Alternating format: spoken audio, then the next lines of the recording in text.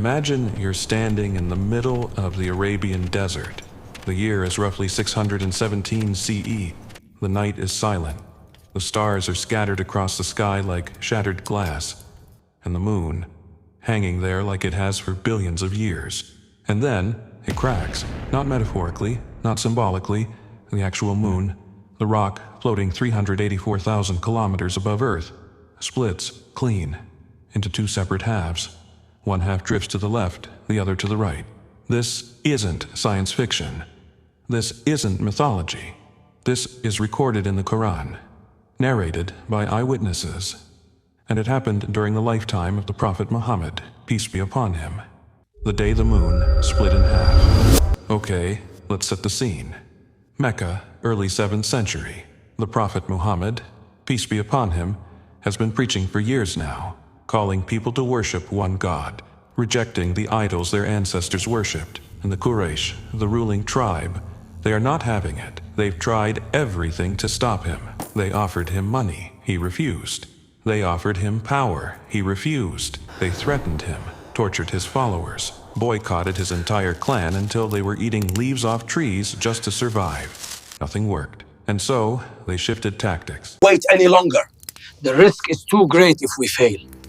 Failure is not an option. So they said, prove it. Show us something impossible. Show us something that only God could do. You think you can challenge our traditions with these lies? I swear by Lat and Uzza, your words will be silenced and your message buried. And they pointed at the moon. Now, why the moon? Because in ancient Arabia, the moon wasn't just a rock in the sky. It was a god to some. It was the marker of time for everyone. It was untouchable, unchangeable, eternal. If you could do something to the moon, that would mean you had power over the cosmos itself. So they challenged him.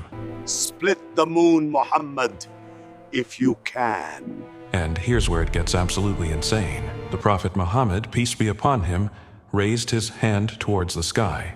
And according to multiple companions who were there that night, the moon split. Abdullah ibn Masud was one of the eyewitnesses. He's not some random dude. He's one of the most respected companions. And he said, I saw the moon split into two parts while we were with the Prophet. He said to us, bear witness, bear witness, bear witness. That phrase hits different when you think about it, because the Prophet wasn't panicking. He wasn't surprised. He knew exactly what was happening, and he wanted everyone present to see it, to register it, to remember it for the rest of their lives. Another companion, Jubair bin Mut'im, he said the moon split in such a way that Mount Hira, the mountain where the Prophet received his first revelation, was visible between the two halves. Let that sink in for a second. This wasn't a quick flash. This wasn't a blur. This lasted long enough for people to process what they were seeing, to turn to each other, to confirm that yes, this is actually happening. And then, the Quran immortalized it. Surah al-Qamar, chapter 54, verses 1 and 2 describes how the disbelievers reacted. It is mere trickery. Are you blind, my people? Do not believe this sorcerer. Think about that for a second. They didn't deny that something happened. They couldn't. Too many people saw it. The evidence was literally hanging in the sky. He has done magic. He has done magic. You're literally watching the moon split in half, and your explanation is, It's not happening. but that's the nature of denial, isn't it? When you don't want something to be true, no amount of evidence will convince you. You'll always find another explanation, no matter how ridiculous. This isn't one guy saying he saw something. Abdullah ibn Masud saw it. Jubair bin Mut'im saw it. Anas ibn Malik reported it. Ibn Abbas transmitted it. Now, here's where it gets interesting. Critics love to ask one question. If the moon really split, why didn't anyone else write about it? Fair question. Let's dig in. The year is 617 CE. At this time, you've got the Byzantine Empire, the Sassanid Persians, the Tang Dynasty in China. These are literate civilizations. They have astronomers. They keep records. They recorded comets, solar eclipses, meteor showers. If the moon split, they would have written it down. They didn't. So what's going on?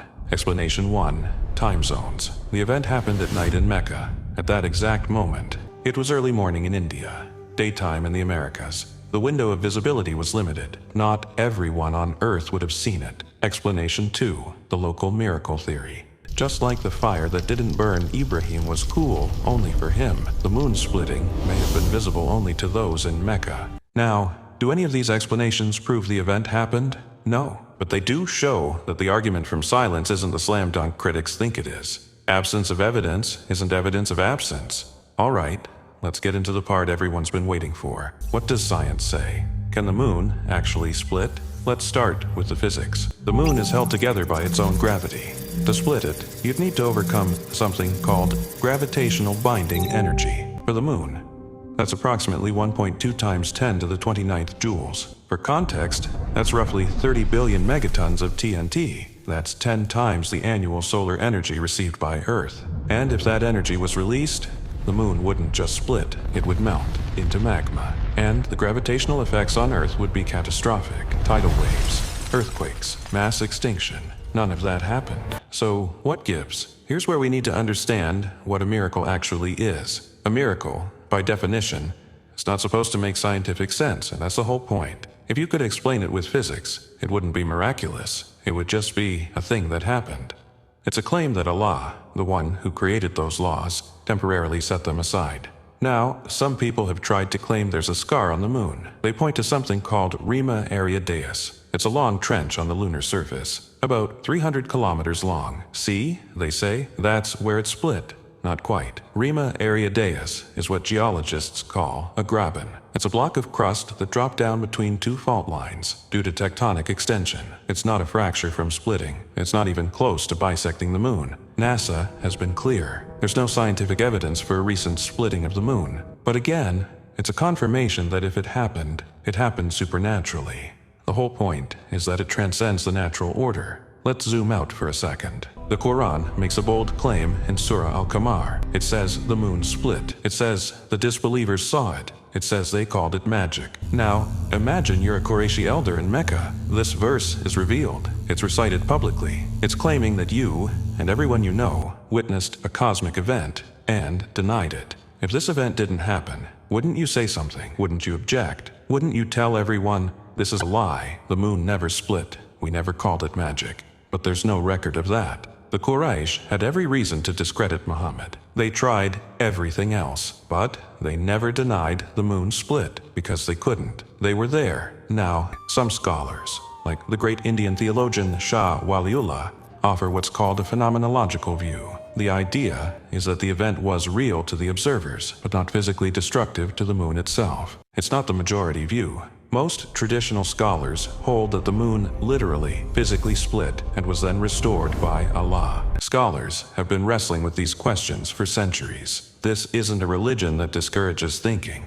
It invites it. Because here's the thing.